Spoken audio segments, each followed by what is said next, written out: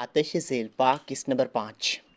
Timur سرخاب دادا کو لے کر شدید تذبذب کا شکار تھا، لیکن پھر اس نے ایک بات کہی جسے سن کر تیمور نے سرخاب دادا کی شخصیت کو تسلیم کر لیا۔ ہمارے اتوار پر نہ جا مرجانیہ، سینے میں دل اگرچہ عورت سا نازک ہے مگر جگر مرد جیسا ہے، فولادی۔ تیمور نے ایک توقف سے گہری سانس لے کر الف سے یہ تک تمام صورتحال اس کے سامنے بیان کر دی۔ مینا کی محبت سے شروع ہونے والی کہانی، اس کی پرسرار موت کے بعد اچانک ہونے والے انکشافات سے ہوتی ہوئی ایک چھوٹے بچے کے قتل کی خواہش میں ہاجرہ اور عامر کی موت کو شامل کرتی۔ زخمی حالت میں تیمور کو یہاں تک پہنچا رہی تھی۔ اس کہانی میں سلطان عالم اور اس کے بچے کے متعلق انکشافات اور 3 قتلوں کے وجوہات نے کمرے میں گہری سنجیدگی طاری کر دی تھی۔ سرخاب دادا بڑی توجہ اور خاموشی سے اس کی باتیں سن رہا تھا اور وقفے وقفے سے پیک دان میں تھوکتا جا رہا تھا۔ تیمور کی کہانی ختم ہونے کے بعد اس نے اس سے چند سوال پوچھے اور پھر جانے کے لیے اٹھ کھڑا ہوا۔ اس کے چہرے پر گہری سنجیدگی تھی۔ اس نے تیمور کے کندھے پر شفقت بھرا ہاتھ رکھا اور بولا، تو نے تو بہت اچھا کیا پیارے، جو ہمارے پاس چلا آیا، بہت اچھا کیا۔ اب زیادہ فکر کرنے کی ضرورت نہیں، اب تو سرخاب دادا کے پاس ہے۔ کوئی مر جانا تیرا اور تیرے کاکے کا بال بھی بیکا نہیں کر سکتا ادھر۔ تو آرام کر، ہم آتے ہیں تھوڑی دیر تک۔ اریو ملکہ، اس کا کاکے کا کدھر ہے مرجانیے؟ دیکھ کہیں اس کے بغیر ہلکان نہ ہوا پڑا ہو۔ چل رے شبنم، تو میرے ساتھ چل۔ آخری 2 فقرے نے اس کی دیواروں کے ساتھ لگے دونوں خواجہ سراہوں سے کہے اور پھر وہ تینوں کمرے سے چلے گئے۔ تیمور جیسے حالات کے دھارے پر خود کو پھینک کر اب قدرے سکون محسوس کرنے لگا تھا۔ کچھ دیر بعد ملکہ حماد کو اٹھائے اس کے پاس لے آئی۔ یہ معصوم سا بچہ اپنے گرد تیزی سے بدلتی اجنبی صورتوں اور انجانے ماحول کی وجہ سے قدرے سہما ہوا تھا۔ اپنی بڑی بڑی اور گول آنکھیں تیزی سے گھماتے ہوئے کسی مانوس شکل کو ڈھونڈ رہا تھا۔ تیمور نے اسے چوم کر سہلانا شروع کر دیا۔ ملکہ اسے چھوڑ کر چلی گئی تھی۔ وہ کچھ دیر حماد کے ساتھ باتیں کر کے اسے بہلانے کی کوشش کرتا رہا۔ حماد کو دیکھتے ہی مینا کی یادیں ایک ٹس کی طرح اس کے دل میں ابھرتی تھیں اور غم کی اتھاہ سمندر میں ڈوب ڈوب جایا کرتی تھیں۔ حالانکہ اس بچے کے ساتھ ابھی اس نے کچھ گھنٹے ہی گزارے تھے، لیکن اب وہ اس کے لیے اپنی جان سے زیادہ معتبر ہو چکا تھا۔ اس کی آنے والی زندگی، اس کی محبتوں کا مرکز، اس کے جینے کی وجہ اب یہیں بچہ تو رہ گیا تھا۔ رات کو سرخاب دادا اس سے دوبارہ ملنے آیا۔ حال احوال پوچھنے کے بعد اس نے جو بتایا کہ اس سے لگ رہا تھا کہ واقعی وہ کوئی اونچی شے ہے جو اتنی معلومات مختصر سے وقت میں لے آیا۔ اس نے جو بتایا اس کا خلاصہ یہ تھا کہ سمن آباد میں کل رات ہاجرہ کی موت اور علامہ اقبال ٹاؤن میں عامر کے قتل، دونوں کو ان کے متعلقہ تھانوں کے پولیس اسٹیشنوں نے ڈکیتی کی واردات میں نامعلوم ڈاکوؤں کے کھاتے میں ڈال دی ہیں۔ عامر کی بیوی کو ہوش آ گیا ہے، وہ اب بہتر حالت میں ہے، لیکن اس نے اپنے بیان میں تیمور یا بچے کا کوئی ذکر نہیں کیا۔ اس کے بچے اپنے ننیال والوں کے پاس ہیں۔ تیمور کے متعلق فی الحال کوئی تشویش میں مبتلا نہیں کہ وہ کیوں غائب ہے۔ ایک اہم خبر یہ بھی ہے کہ کل رات تیمور کے گھر میں بھی کچھ لوگ گھسے تھے اور انہوں نے کچھ چیزیں تلاش کرنے کی کوششوں میں گھر کا کافی سامان بکھیرا، اور سرخاب دادا نے اس بات کی بھی تصدیق کر لی کہ حماد اور تیمور کے پیچھے جو قاتل ہیں وہ لاہور کے نامی گرامی گنڈے شاہین یعنی شاہ نواز کے ہی ہیں، اور ان کا مقصد واقعی میں اس بچے کو حاصل کرنا ہے۔ اس کے علاوہ یہ باتیں بھی بہت اہم تھیں کہ ماڈل ٹاؤن، سمن آباد، علامہ اقبال ٹاؤن سمیت لاہور کے کئی علاقوں میں پولیس کی خفیہ طور پر اوپر سے آرڈر ملے ہیں کہ تیمور یا اس کے موجود باسات موجود بچے کو تلاش کر کے یا پکڑ کر شاہینے کے پاس لے جائیں۔ سرخاب دادا باتیں ختم کر کے چلے گئے تو ملکہ اس کے لیے کھانا لے آئیں۔ کھانا کھانے کے بعد وہ سو گیا۔ اگلے دن سرخاب دادا پھر سے ایک اطلاع لے کر آ گئی۔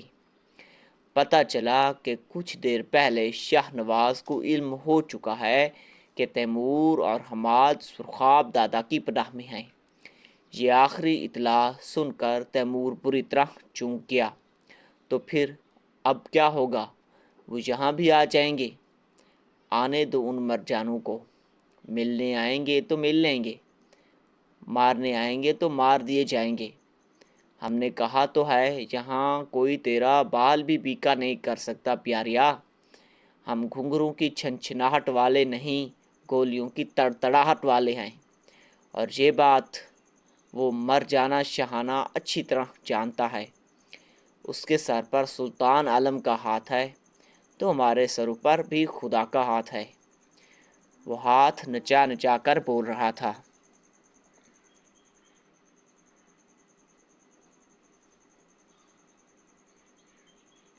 اس کی دھمکیوں اور ہاتھ نچانے کے انداز میں اتنا ہی فرق تھا جتنا فرق ایک جان لیوا گولی اور ایک پیار سے مارے جانے والے تھپڑ میں ہو سکتا ہے۔ تیمور کو سوچ میں ڈوبا دیکھ کر وہ بولا، ہائے و رونی صورت بنانے والے کو ضرورت نہیں، غم نہ کر میرے پیاریا، سب ٹھیک ہو جائے گا۔ تو بڑا حوصلے والا ہے رے، دوسرے کے بچے کے لیے اپنا سارا لہو بہا دیا، جان کو دو پر لگا دیا۔ تو فکر نہ کر، سرخاب دادا ہے نا، اللہ بخشے ہمارے گرو جی کہا کرتے تھے کہ زندگی کی رسی میں گانٹھیں ہی گانٹھیں ہیں، ایک کھولو تو دوسری ملتی ہے، دوسری کے بعد تیسری، جتنی گانٹھیں کھولتے جاؤ گے رسی سلجھتی جائے گی، سیدھی ہوتی جائے گی۔ پریشان نہیں ہوتے پیاریا، گانٹھ آ جائے تو اسے کھولنے کی کوشش کرتے ہیں۔ تیمور اس جہاں دیدہ خواجہ سرا کے پل پل بدلتے روپ پہ حیران رہ گیا۔ ایک وقت میں اس نے مردوں کی طرح دھمکیاں دیں اور اپنے عزائم بچائے، ساتھ ہی نازک اندام عورت کی طرح اپنا ہاتھ نچاتا رہا، پھر ایک شفیق بزرگ کی طرح اسے تسلیاں دیں، اور اب ایک دانشور کی طرح زندگی کی پیچیدگیوں کو سلیقے سے سمجھانے کی کوشش کر رہا تھا۔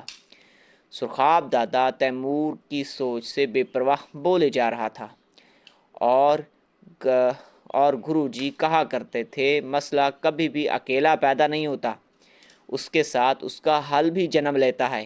تیرا مسئلہ بھی اکیلا نہیں جنما ہوگا پیاریا، اس کا بھی ایک مرجانہ حل ہوگا، ہمیں وہیں بس تلاش کرنا ہے۔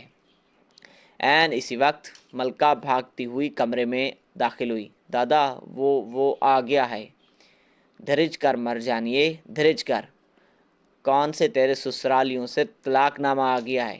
سرخاب دادا نے کہا۔ ملکہ ہاتھ نچاتے ہوئے بولی، طلاق نامہ نہیں آیا، ہلاک نامہ آیا ہے، اور وہ صرف سسرالیے نہیں، پوری برات لے آیا ہے دولہے سمیت۔ آپ کی جان اور دل کے دشمن شاہ نواز بقدم خود ملاقات کے شرف حاصل کرنے کے لیے آیا ہے۔ میں کہتی ہوں جلدی چلیے کہیں برات واپس نہ لوٹے۔ اس کی بات سن کر سرخاب دادا مسکرا اٹھا، جبکہ تیمور ملکہ کی بات کا مفہوم سمجھ کر بری طرح چونک گیا۔ سرخاب دادا نے اس کی طرف دیکھا اور مسکراتے ہوئے بولا، ہمیں اندازہ تھا کہ شاہنامہ خود آئے گا، پر تو فکر نہ کر پیاریا، یہ لاہور کی گلیاں نہیں جہاں اس کے مشٹنڈے سرعام گولیاں چلاتے ہیں، اور مر جانا جانتا ہے، ہمیں بہت اچھی طرح جانتا ہے۔ تو آرام کر، ہم اس سے مل کر آتے ہیں۔ سرخاب دادا اور ملکہ کمرے سے نکل گئے۔ تیمور بے چین ہو رہا تھا، اس کے لیے بستر پر یوں ہی پڑے رہنا ممکن نہ تھا۔ حماد بھی اس کے پاس نہیں تھا، اسے شبنم اپنے ساتھ لے گئی تھی۔ تیمور بستر سے اٹھ کھڑا ہوا، کندھے کی پٹی سے بازو مڑا ہونے کی وجہ سے وہ قمیض پہننے کے بجائے ابھی تک چادر اوڑھے ہوئے تھا۔ زخم میں تکلیف ضرور تھی، لیکن بدن میں نکاہت اب پہلے جتنی نہیں تھی۔ وہ پہلی بار اس کمرے سے باہر نکلا۔ کمرے سے باہر راہداری کی طرز پر راستہ بنا ہوا تھا، مگر سامنے کی دیوار کے بجائے قدیم طرز و تعمیر کے جھروکے بنے ہوئے تھے، جن کے پار لاہور کا آسمان تھا جہاں پتنگیں اڑ رہی تھیں۔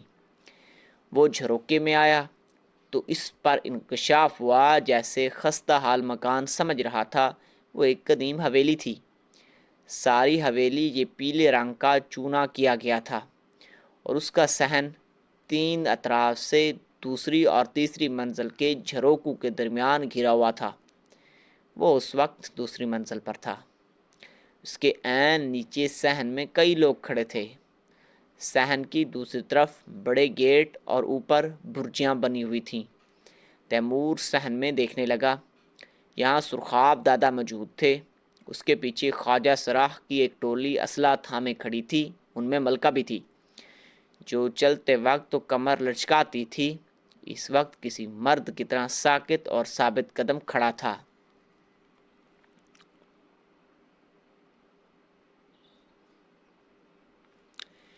سرخاب دادا کے عین سامنے جو آدمی بیٹھا تھا وہ شاہنواز شاہناہی تھا۔ اس کی تصویر تیمور نے مختلف اخباروں میں دیکھ رکھی تھی۔ اس کے پیچھے بھی اسلحہ بردار آدمی کھڑے تھے اور ان میں وہ کالا بھجنگ بھی شامل تھا جس نے تیمور کو ماڈل ٹاؤن سے اغوا کر کے تشدد کا نشانہ بنایا تھا۔ دادا، یہ تیری سوچ سے بڑا معاملہ ہے، اس میں نہ پڑھ، شینا کہہ رہا تھا۔ مرجانیہ، تیری سوچ ہی اتنی چھوٹی ہے تو اس میں ہمارا کیا قصور؟ سرخاب دادا نے اطمینان سے جواب دیا۔ تو کچھ بھی کہہ لے مگر اسے ہلکا مت لے دادا، تو نہیں جانتا کہ اصل بات کیا ہے، اور تجھے بھی نہیں پتا کہ ہمیں کیا کچھ معلوم ہو چکا ہے۔ مرجانیہ، تو بات کو سمجھ نہیں رہا یا سمجھنا نہیں چاہتا، شاہنواز غصے سے بولا۔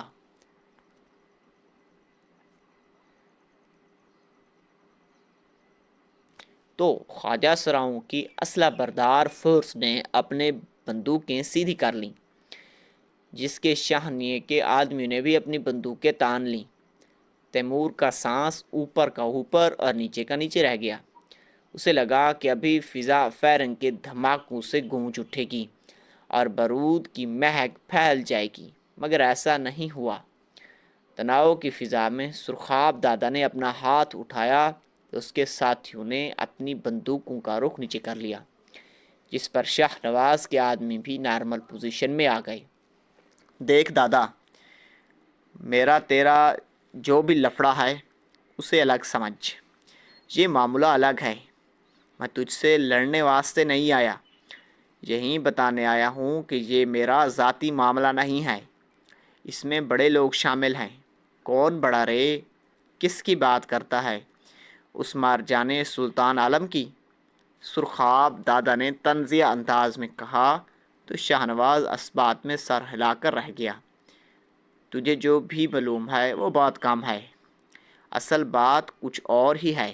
وہ بچہ میرے حوالے کر دے دادا، ورنہ میں تو چلا جاؤں گا، لیکن پھر اوپر سے جو آرڈر آئیں گے ان کو تو سنبھال نہیں پائے گا۔ شاہنواز نے کہا، تو میری بات چھوڑ دے مرجانیہ، میری فکر کیوں کرتا ہے؟ میں دیکھ لے گا جو بھی ہوگا، تو بس اتنا سبق یاد کر لے کہ وہ بندہ اور وہ بچہ ہماری پناہ میں ہیں۔ ان کی طرف کسی نے آنکھ اٹھا کر بھی دیکھا نا تو میں وہ مرجانی آنکھ پھوڑ دوں گی۔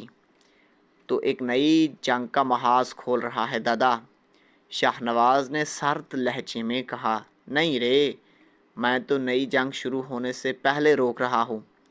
شاہنواز کچھ دیر خاموش بیٹھا سرخاب دادا کو گھورتا رہا، پھر وہ اپنی آدمیوں سمیت چلا گیا۔ اوپر تیمور گہری گہری سانسیں لیتا ہوا اپنے کمرے میں واپس آ کر بستر پر لیٹ گیا۔ ابھی اور کتنی خون ریزی باقی ہے وہ سوچ رہا تھا۔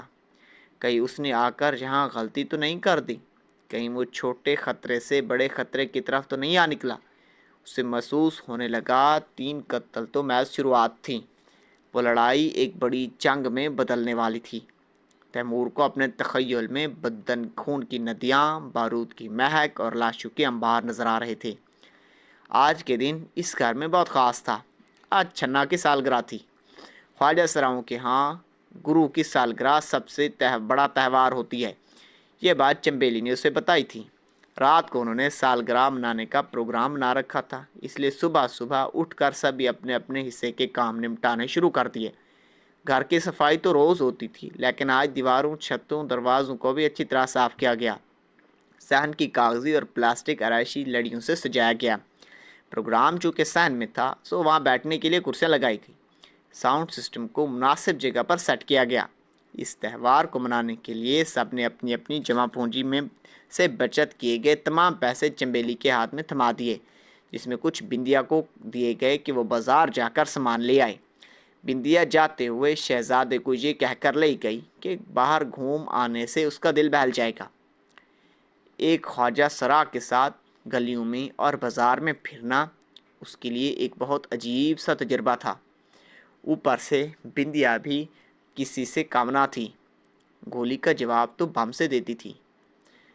گلی کے موڑ پر موٹر سائیکل سوار ایک نوجوان نے انہیں دیکھ کر پہلے سیٹی بجائی، پھر فکرہ کسا، کدھر جا رہی ہے چاند تارے کی جوڑی؟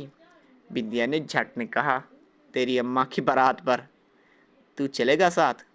نوجوان کھسیانی ہنس ہنس کے بولا، میں تو جہنم میں بھی تیرے ساتھ جانے کو تیار ہوں۔ بندیا زور کی تالی بجا کر اس کی طرف بڑھتی ہوئی بولی، چل تجھے وہیں چھوڑ کے آتی ہوں۔ نوجوان نے گھبرا کر موٹر سائیکل کی کک لگائی اور ہوا ہو گیا۔ بندیا نے مڑ کر شہزادے کا ہاتھ تھام لیا اور بڑبڑائی، نامرد، منحوس کہیں کا۔ تھوڑا آگے جا کر ایک اور واقعہ ہوا۔ سامنے سے ایک برقع پوش خاتون اپنی چھوٹی سی بیٹی کی انگلی پکڑے چلی آ رہی تھی۔ بندیا نے دور سے سلام کیا، السلام علیکم باجی۔ خاتون نے پھرتی سے بچی کو اٹھایا اور خوف زدہ قدموں سے تقریباً بھاگتی ہوئی ان سے یوں بچ کے نکل گئی جیسے ان کے ساتھ مس ہونے سے بھی اسے کرنٹ لگنے کا خطرہ ہو۔ خاتون کی اس حرکت پر بندیا دانت کچکچا کر بولی، آئے ہائے، سلام ہی تو کیا تھا، میں نے کون سا پستول نکال کر دکھایا تھا؟ شہزادے نے بندیا کے چہرے کی طرف دیکھا جہاں افسردگی کے تاثرات تھے۔ شہزادے کو اپنی طرف دیکھ پا کر بندیا نے زبردستی مسکراہٹ سجائی اور بولی، دیکھ لے شہزادے، کیا ہوتا ہے ہمارے ساتھ جب ہم گھر سے باہر نکلتے ہیں؟ تو کوئی چھیڑتا ہے تو کوئی ڈرتا ہے، جیسے ہم انسان ہی نہ ہوں، جیسے ہم کتے بلی ہوں۔ آخر میں اس کا لہجہ افسردہ ہوتا چلا گیا۔ شہزادہ حسب معمول خاموشی رہا۔ گلیوں سے نکل کر بازار میں پہنچے تو وہاں اس سے زیادہ سنگین ماحول تھا۔ کیا نوجوان، کیا بوڑھے، کوئی آوازیں کس رہا تھا، کوئی سیٹی بجا رہا تھا۔ ایک طرف دودھ دہی کی دکان کے باہر پھٹے پر بیٹھے پہلوان نے نعرہ لگاتے ہوئے خالص لاہوری لہجے میں کہا، آؤ مٹڑی جان، لسی شسی پی لو۔ بندیا شاید اسے جانتی تھی، لہٰذا اس نے کوئی سخت جواب نہیں دیا۔ نہ پہلوان جی، آپ کی لسی ہمیں ہضم نہیں ہوتی۔ پہلوان بولا، میں کیا شہزادیو، پیڑی والی نہ پینا، سادہ پی لو، پر کدی ساڑے کول بھی بہ جایا کرو۔ بندیا نے ہاتھ نچا کر بولا، نہ جی، تہاڑے کول بہ گئے تا پھر اٹھن نو دل نہیں کردا کرنا۔ اے نال کون جے؟ پہلے تو کدی نہیں ویکھیا۔ پہلوان مونچھوں کو تاؤ دیتے ہوئے شہزادے کو گھورتے ہوئے بولا، اپنا ہے، اپنا ہی ہے پہلوان جی، آج ذرا جلدی ہے، پھر بتاؤں گی۔ بندیا نے تیزی سے کہا اور شہزادے کا ہاتھ پکڑ کر پہلوان کی اگلی بات سننے سے پہلے ہی آگے بڑھ گئی۔ اس کے بعد ان کی خریداری شروع ہو گئی۔ وہ تو الگ تماشا تھا۔ جس دکان میں رش ہوتا وہاں انہیں ڈانٹ کر ایک طرف ہو جانے کو کہتا، اور اس وقت بات کرتا جب سارے گاہک چلے جاتے، اور کہیں کوئی دکاندار اکیلا بیٹھا ہوتا، وہ سودا دینے سے پہلے اپنی دل پشوریوں میں لگ جاتا۔ بندیا کسی کو پٹخ سے جواب دیتی تو کسی سے کان کترتی جاتی۔ لگتا ہے وہ یہاں کے لوگوں سے اچھی طرح سے واقف تھی۔ واپسی کا سفر بھی گرم نگاہوں، तीखे जुमलों, धुतकारते हुए रवैयों के जलवे में तय हुआ। बिंदिया के लिए शायद ये आम सा सफ़र था, लेकिन शहजादों ने 2 घंटे के इस सफ़र में बहुत कुछ महसूस किया। शाम ढली तो घर की बत्तियां और दीवारों पर सजाई गई कुमकुमों की लड़ियां रोशन करती गईं। आज सब खूब निक सिक से तैयार हुए। चंबेली ने शहजादे को भी अच्छी तरह तैयार किया। उसने उसे पीले रंग का एक जोड़ा पहनाया, चेहरे पर मेकअप के बाद सर पर बालों की एक वक भी रख दी। उसने जब शीशे में खुद को देखा तो वह अपनी आंखें ही जल उठीं। इससे पहले कि वह जब्त के सभी बंधन तोड़ देता, चंबेली ने उसे कंधे से उठाकर अपनी तरफ घुमा दिया और बोली, आज बाहर से कई मेहमान आएंगे। अच्छा है तू हम जैसा ही लगे, वरना ख्वामखा की बातें बनेगी। बाहर साउंड सिस्टम पर हल्की आवाज़ में गाने लगा दिए गए और मेहमानों की आमद शुरू हो गई थी। ये मेहमान ख्वाजा सरार टोलियों की शक्ल में अपने अपने गुरुओं के साथ तहाइफ उठा आ रहे थे। मर्दाना चेहरों पर मेकअप की तहों और चमकीले रंग के बुरके लिबासों से मुज़य्यन वदूद के साथ इस घर में अलग अलग तरह के इंसानों का हजूम इकट्ठा हो रहा था। फिर वक्त मुकर्ररा पर छन्ना भी अपने कमरे से बाहर निकल आई। वो उम्र में सबसे ज़्यादा बल्कि बूढ़ा हो चुका था। आज भी उसने सफ़ेद मलमल का कुर्ता और धोती पहन रखा था। जैसे वो अपनी मखसूस कुर्सी पर बैठा, सभी उसके गिर्द घेरा डाल दिए। करख्त और भारी आवाज़ के साथ सभी ने उसे मुबारकबाद दी, तहाइफ पेश किए और लंबी उम्र की दुआएं दी। फिर तालियों की गूंज में केक काटा गया, जिसके बाद कई घंटों तक खूब हल्ला गुला गया, कभी अपनी आवाज़ों में गाते हुए तो कभी साउंड सिस्टम के गानों पर रक्स करते हुए। इस दौरान 2-3 बार घर का दरवाज़ा बजा। किसी ना किसी मोहल्लेदार ने शोर व गुल कम करने का पैगाम भी पहुंचाया। इस पर चंद सेकंड तक अमल होता, इसके बाद वही हाउ शुरू हो जाता। मेहमान गुरु सिर्फ छन्ना के साथ उस कमरे में जाकर बैठ गए। बाकियों ने सहन में रौनक जमाए रखी। शहजादे को देखकर कईयों ने तो हैरत और मुसरत का इजहार किया। किसी ने गाल नोचकर तो किसी ने चुटकी काटने की कोशिश की। किसी ने बात करना चाही, लेकिन चंबेली किसी ऐसी दीवार की तरह उसके साथ और बाकियों के दरमियान मौजूद रही, जिसके पीछे वो उनके हरकतों से महफूज ही रहा। हत्ता कि वो चंबेली के कान में बताकर ऊपर छत पर आ गया। आधी रात के बाद जाकर यह हंगामा ख़त्म हुआ और मेहमानों की वापसी हुई। और सबके जाने के बाद चंबेली ऊपर छत पर आ गई तो पुराने तख्त पर सुकड़े हुए लेटा सो रहा था। चंबेली ने उसे हाथ लगाया तो वो यूं उठ खड़ा हुआ जैसे उसे करंट सा लगा हो। चल मेरे शहजादे, नीचे कमरे में जाकर सो जा, सब चले गए हैं। चंबेली ने उसके सर से विग उतारते हुए कहा। वो उठकर बैठ गया। चंबेली बड़े गौर से उसकी तरफ देखती रही तो बोली, पता लग गया ना तुझे आज, ये जगह तेरे लायक नहीं, तेरी दुनिया अलग है, देख ना तूने।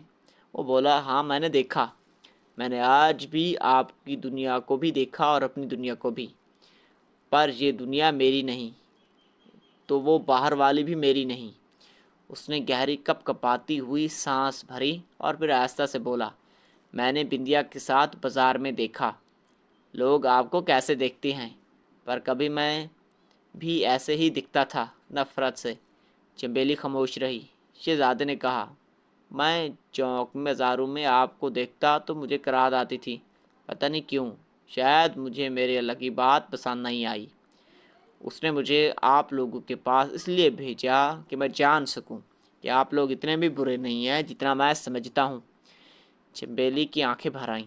उसने कहा, ऐसी बातें नहीं करते, तू इस उम्र में इतनी बड़ी बातें क्यों सोचता है रे?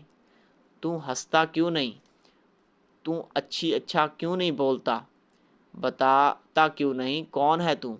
कहाँ से आया है? किस बात का गम है तेरे अंदर?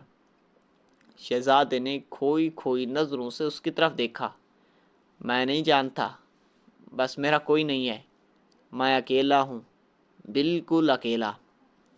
ये थी नावल आतिश ज़ेरपा की किस्त नंबर 5। उम्मीद करता हूँ कि आपको ये किस्त पसंद आई होगी।